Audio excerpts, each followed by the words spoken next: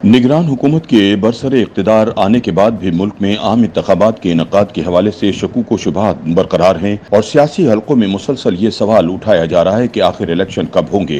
ताहम ताज़ा पेशरफ्त के मुताबिक जहाँ एक तरफ जनवरी के आखिरी हफ्ते में इंतख़ाबात के इनेकाद को यकीनी बनाने के लिए इलेक्शन कमीशन ने हल्का बंदियों की तकमील के दौरानिये में कमी लाते हुए 30 नवंबर तक हल्का बंदियाँ मुकम्मल करने का ऐलान किया है, वहीं दूसरी जानिब इस्लामाबाद के मुक़्तदर हलकों में ये अफवाहें ज़ेर गर्दिश हैं कि इमरान डू सदर आरिफ अलवी एक और सियासी वार करते हुए 8 नवंबर को इलेक्शन के इनेकाद की तारीख का ऐलान करने के बाद 8 सितंबर को मुस्ताफी हो जाएंगे।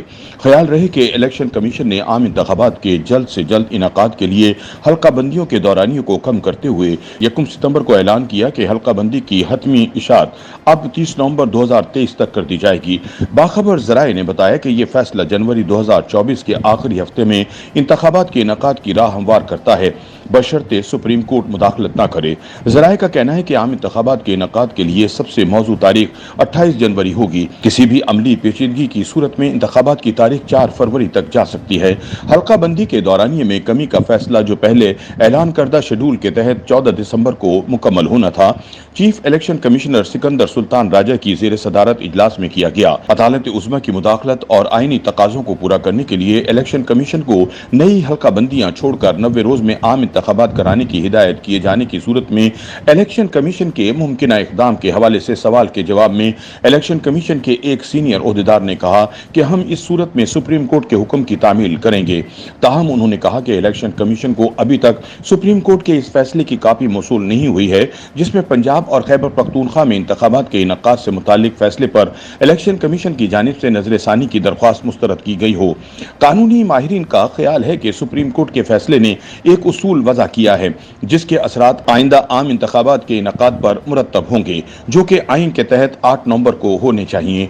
दूसरी जानिब ज़राए का दावा है कि जल्द सदर आरिफ अलवी इलेक्शन के लिए नवंबर की 7 या 8 तारीख दे देंगे और 8 सितंबर को घर चले जाएंगे, लेकिन अगर उन्होंने बतौर सदर जिम्मेदारी जारी रखनी हुई तो फिर इलेक्शन की ये तारीख नहीं देंगे। ज़राए का कहना है कि ऐसा लग रहा है कि सदर का सामान पैक है और वो जाने की तैयारियां कर रहे हैं।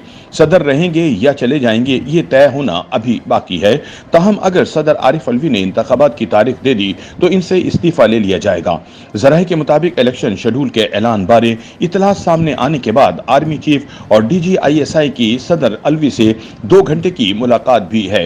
ये मुलाकात एक ऐसे वक्त में हुई जब तवक्को की जा रही थी कि सदर मुमलिकत वज़ारत कानून और इलेक्शन कमीशन के मौक़िफ़ को नज़रअंदाज करते हुए अगले आम इंतखाबात के लिए किसी तारीख का ऐलान करने वाले थे। ज़राए ये बता रहे थे कि सदर आरिफ अलवी इंतखाबात के लिए नवंबर की कोई तारीख देने जा रहे हैं। सहाफती हलकों के मुताबिक तीनों आम शख्सियात के माबैन होने वाली ये मुलाकात निहायत राजदारी के माहौल में हुई। ऐवान सदर में जब ये मुलाकात जारी थी तो इस दौरान तमाम स्टाफ को चौथे फ्लोर से हटा दिया गया था। इस मुलाकात के हवाले से न ISPR की जानिब से कोई प्रेस रिलीज जारी की गई और न ही ऐवान सदर ने कोई बयान दिया है। ताहम ज़राए के मुताबिक अहम आला सतही मुलाकात में इंतखाबात की तारीख बारे भी बातचीत की गई, क्योंकि अगर सदर अलवी इलेक्शन कमीशन के शेड्यूल के बरक्स कोई तारीख दे देते हैं तो इंतखाबात को लेकर मुल्क में एक नया तनाज़ा पैदा हो सकता है। गुमान किया जा सकता है कि आर्मी चीफ और DGISI ने सदर मुमलिकत से ऐसा कोई इक़दाम लेने से बाज रहने की बात की होगी। दूसरी जानिब सीनियर तज्ज़ियाकार मुज़म्मिल सोहरवर्दी का कहना है कि सदर किसी सूरत इस्तीफा देकर रुखसत नहीं होंगे। जाएंगे तो साइफर केस में पकड़े जाएंगे। अगर अप्रैल से पहले जाएंगे तो उनका हाल भी चौधरी परवेज इलाही जैसा होगा।